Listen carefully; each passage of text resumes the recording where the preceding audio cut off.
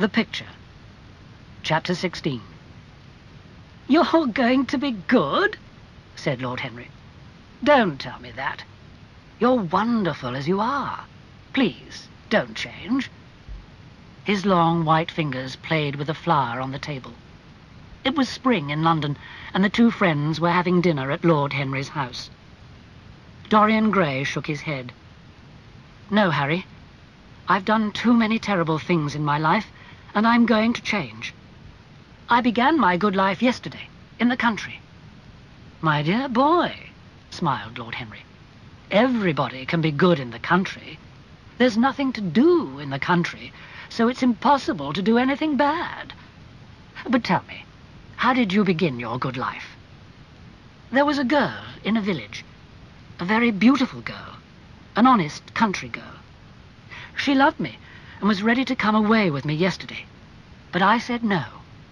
I refused to destroy her young life, and I've left her as honest as I found her." Lord Henry laughed. "You've left her with a broken heart, you mean? How can she be happy now with a country boy after she has known you?" "Don't, Harry," cried Dorian. "Can you never be serious? I'm sorry that I told you now. Let's talk about other things. What's been happening in London?" "Oh, people are still discussing poor Basil and how he disappeared. I don't know why, because there are plenty of other things that they can talk about. My wife has run away with another man. Alan Campbell has killed himself." "What do you think has happened to Basil?" asked Dorian slowly. "I've no idea," answered Lord Henry. "The English police report that Basil went to Paris on the midnight train on the 9th of November, but the French police say that he never arrived in Paris at all. If Basil wants to hide himself, I really don't care. And if he's dead, I don't want to think about him. Death is the only thing that really frightens me. I hate it." "Harry, don't people say that Basil was murdered?" said Dorian. "Some of the newspapers say so," replied Lord Henry. "But who would want to murder poor Basil? He wasn't clever enough to have enemies." "What will you say, Harry, if I tell you that I murdered Basil?" asked Dorian. He watched his friend carefully. Lord Henry smiled. "No, my dear Dorian, murder wouldn't please you. You like a different kind of pleasure. And you should never do anything that you cannot talk about after dinner." He lifted his coffee cup. "What happened to the fine portrait that Basil painted of you? I haven't seen it for years. Didn't you tell me that it was stolen? What a pity." "Oh, I never really liked it," said Dorian. "I prefer not to think about it." For a while the two men were silent. Then the older man lay back in his chair and looked at Dorian with half-closed eyes. "Tell me how you have kept your youth and your wonderful beauty, Dorian. You must have some secret. I'm only 10 years older than you, and I look like an old man. But you haven't changed since the day when I first met you. What a wonderful life you've had." "Yes," said Dorian slowly. "It's been wonderful, Harry, but I'm going to change it now. You don't know everything about me." His friend smiled. "You cannot change to me, Dorian. You and I will always be friends." Dorian stood up. "I'm tired tonight, Harry. I must go home. I'll see you at lunch tomorrow. Good night." At the door he stopped for a moment and looked back, but then he turned and went out without another word. Chapter 17. At home he thought about his conversation with Lord Henry. Could he really change, he wondered? He had lived an evil life and had destroyed other people's lives as well. Was there any hope for him? Why had he ever made that wish about the picture? He had kept his youth and beauty, but he had paid a terrible price for it. His beauty had destroyed his soul. He picked up a mirror and stared at his face. What was he now? A face without a heart.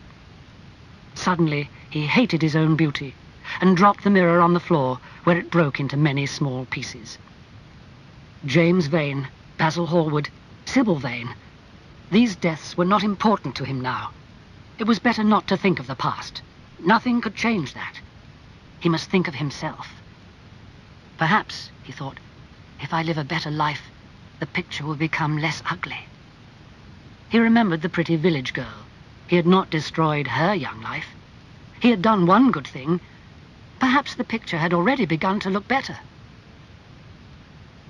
He went quietly upstairs to the locked room.